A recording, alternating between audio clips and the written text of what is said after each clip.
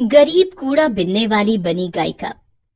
धनिया सड़क किनारे एक झोपड़ी में रहती थी। वो अपना पेट पालने के लिए कूड़ा बिनने का काम करती थी।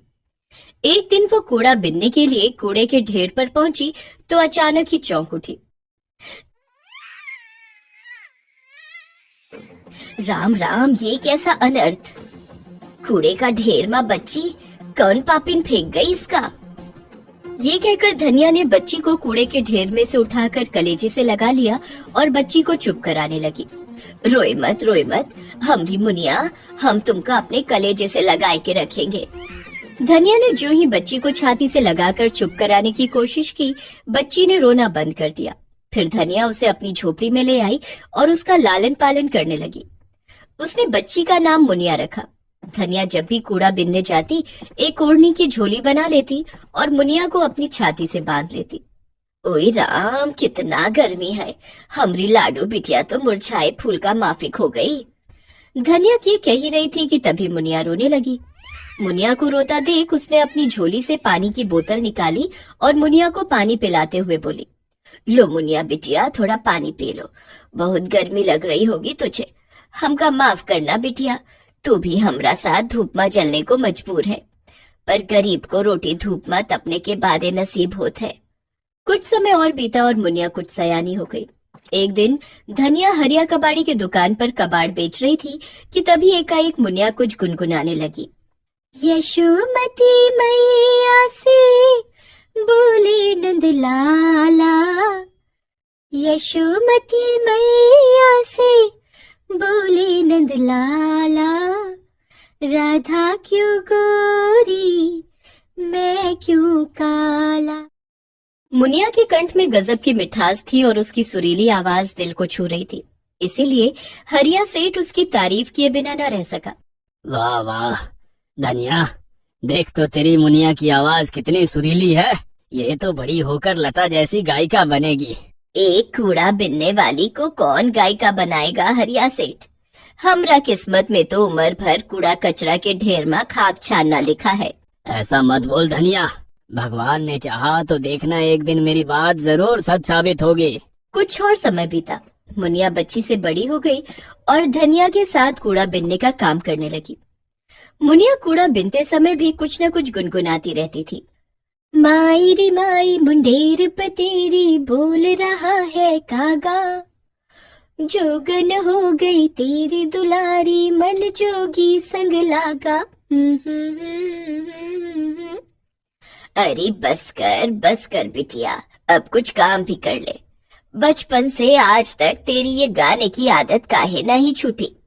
ये सुनकर मुनिया हंसते हुए बोली, ये आदत तो मेरे मरने के बाद ही छूटेगी अम्मा। अरे मरने की बात ना कर बिटिया, तुझे जितना गाना है गाय ले, भले दिन रात गाय ले, पर हमरा पासे रहना। कभी दूर हुई तो ई तुम्हारी अम्मा का अर्थ ये उठ जाई। धनिया को यूं भावुक होते देख मुनिया भी भावुक हो गई और बोली, अम्मा, मुनिया के लिए तो तू ही भगवान है, फिर मैं अपने भगवान से दूर कैसे रह सकती? एक दिन धनिया अचानक बीमार पड़ गई और उसकी बीमारी के कारण मुनिया अकेले ही कूड़ा बिनने के लिए जाने लगी। एक दिन जब वो हरिया कबाड़ी की दुकान पर गई तो हरिया सेठ कहने लगा, एक बात कहूँ मुनिया बेटी? हाँ कहो सेठ। बेटी, तुम्हारे कंठ में सचमुच सरस्वती का वास है। अब मेरा मतलब है कि तुम बहुत सुरीली गाती हो। अगर तुम अपने गाने का एक वीडियो बनाकर सोशल मीडिया पर डालो तो तुम्हें बड़ी प्रसिद्धि मिल सकती है। हरिया की बात सुनकर मुनिया कहती है, पर उसके लिए मोबाइल फोन तो चाहिए ना सेठ, कूड़ा बिनकर पेट तो पलता नहीं, फिर फोन कहाँ से आए? उसकी तो चिंता मत कर, मैं तुझे अपना फोन दे देता हूँ और तुझे चलाना भी सिखा देता हूँ। तू बस अपने गाने का वीडियो बनाकर मुझे दे, फिर देख तू कहाँ से कहाँ पहुँच जाती है। हरिया कबाड़ी को मुनिया की सुरीली आवाज पर पूरा भरोसा था और उसका ये भरोसा सच साबित हुआ। हरिया ने जैसे ही मुनिया का वीडियो बनाकर सोशल मीडिया पर डाला, लोगों को बहुत पसंद आया। अरे देख देख, इस लड़की को देख, कितना सुरीला गा रही है। लगती तो कोई कूड़ा बिनने वाली है, पर आवाज कोयल सी मीठी है। कुछ दिन बाद जैसे ही मुनिया हरिया की दुकान पर आई, वो उसे देखते ही खुशी से उछलते हुए कहने लगा, अरे तू तो स्टार बन गई मेरी स्टार। तेरा गाना तो लाखों लोगों ने पसंद किया है। देखना अब तुझे बड़ी गायिका बनने से कोई नहीं रोक सकता। कुछ दिन और बीते। हरिया की ये बात भी सच साबित हुई। एक म्यूजिक कंपनी का मालिक हरिया का पता ढूंढते हुए उससे आकर मिला। देखिए, मेरा नाम नरेंद्र प्रसाद है और मैं मुनिया से मिलना चाहता हूँ। मुझे उसकी आवाज बहुत पसंद आई है। मैं उनसे कुछ गाने गवाना चाहता हूँ।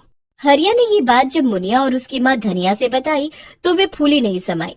धनिया की आंखें भर आती हैं और वो कहती है, का हमरी बिटिया सचमुच गायिका बन जाएगी हरिया सेठ? हाँ, बन जाएगी धनिया, पर कुछ दिनों के लिए इसे वहाँ नरेंद्र प्रसाद के यहाँ रहना पड़ेगा।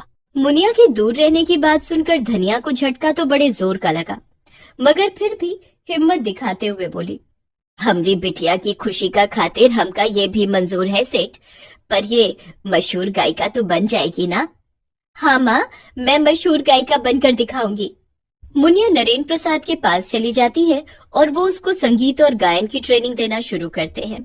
कुछ दिन बाद मुनिया की आवाज में गाना रिकॉर्ड होता है और जैसे ही ये गाना लोगों के पास पहुंचता है, मुनिया सचमुच मशहूर गायिका बन जाती है। रेडियो, टीवी, अखबार, मैगजीन, सोशल मीडिया, सब जगह उसकी चर्चा होने लगती है। मुनिया जी, आप गायिका बनने से पहले क्या करती थी?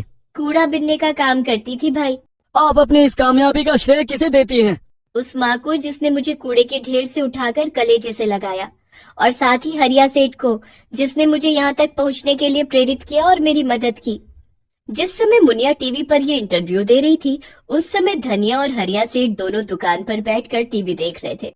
हाँ हरिया सेठ, हमरी मुनिया कूड़े के ढेर में जन्मा सच्चा हीरा है और हमरा कलेजा है। कुछ और समय बीता। मुनिया संगीत की दुनिया में आगे बढ़ती रही। वो मशहूर गायिका बन गई और उसके पास पैसा आता गया, मगर इस बीच उसने धनिया की तरफ मुड़कर नहीं देखा। इसी कारण धनिया दुखी रहने लगी। पैसा और प्रसिद्धि आई तो अम्मा को ही भूल गई। मुनिया इतनी कठोर होएगी कभी ना सोचा था। धनिया दिन रात मुनिया को याद करती और रोती रहती। उसने खाना पीना छोड़ दिया और बीमार पड़ गई। हरिया सेठ ने उसे समझाया। यकीन नहीं आता मुनिया इतनी बेदर्द कैसे हो सकती है। पराया खून है, शायद इसीलिए तुझे भूल गई। तो उसकी असली माँ होती तो वो तुझे इस हाल में कभी नहीं छोड़ती धनिया। हमरा जीते जी ना सही, हमरा मौत पर शायद आ जाए। तुम उनको कहना सेठ। धनिया ने आखिरी सांस तक उसका इंतजार किया। एक दिन अचानक ही धनिया की झोपड़ी के सामने एक कार आकर रुकी। उस कार में से मुनिया बाहर आई और उसने धनिया को आवाज दी, अम्मा, ए अम्मा, जरा बाहर आकर देखो तो कौन आया है। मुनिया ने बार बार आवाज दी, मगर अंदर से कोई जवाब नहीं मिला। ये देख मुनिया खुद ही झोपड़ी के अंदर गई और झोपड़ी को खाली देख चौंक उठी। अरे अम्मा, मेरी अम्मा कहाँ गई? शायद कहीं चली गई बेचारी, तेरे बिना रह ना पा रही थी।